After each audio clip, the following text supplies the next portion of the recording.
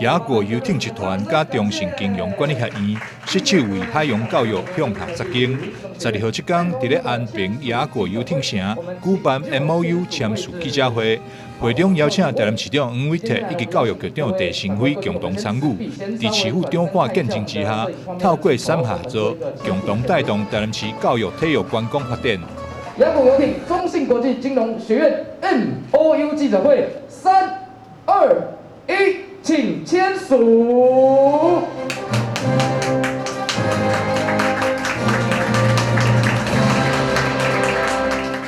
台湾是个岛国啦，大家都知道，向海洋致敬也是院长的政策啦。但是如何去落实，需要一点时间。在我们经营了这么久之后，我们发现，其实要落实这件事情，有很多层面要去克服，尤其人才的部分是一个最大的问题。盖码头、买船其实是比较容易达成，但是培养这个海洋的优秀人才是很困难的，所以我们最早今年呢就决定呢支持西门国小帆船队。当然，我们已经在今年开始赞助西门国小，虽然只有一点点金额啦，一点点金额，但是以前台湾这个岛国为什么比帆船这么困难呢？因为它的工具太大了，很多人看到我们带自营选手打羽毛球，只要一个羽毛球拍就可以去比赛，但我们的选手要扛着他的帆船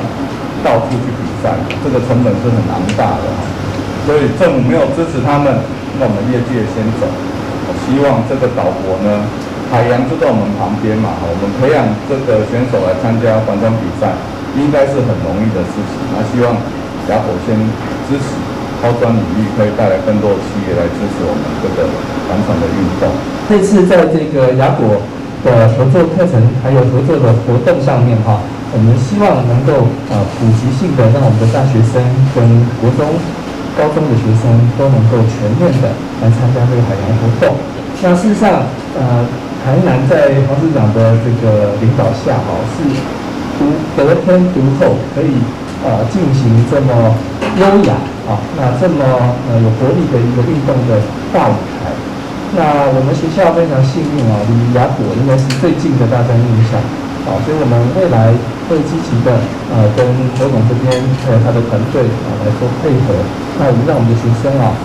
我们常态性的全面性的都能够接触到这个海洋运动的资源。那希望未来都可以走向国际。市长黄伟哲也期待透过野果甲中信双方的合作，会当为台湾培育更多海洋运动人才。野果跟中信能够签署这个备忘录，然后培育未来的海洋人才，帆船不管是竞赛或者是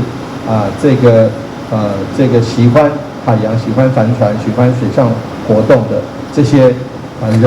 这是很重要。我们从西门国小一直到国中，一直到高中，一直到中信，